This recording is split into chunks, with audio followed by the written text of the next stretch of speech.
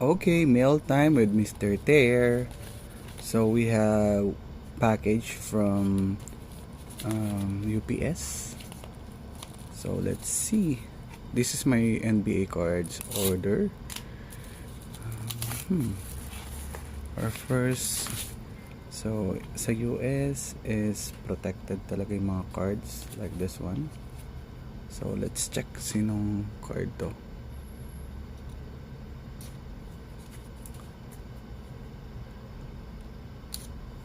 Dahan-dahan baka ma-damage natin. Ma-rip natin yung card.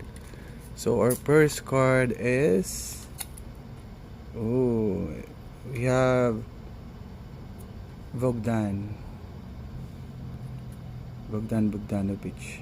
So 21 of 35. Good card.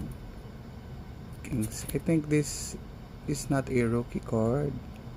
A true potential. Rookie card. So 2017 to 2018 card. Ayan. Ganda.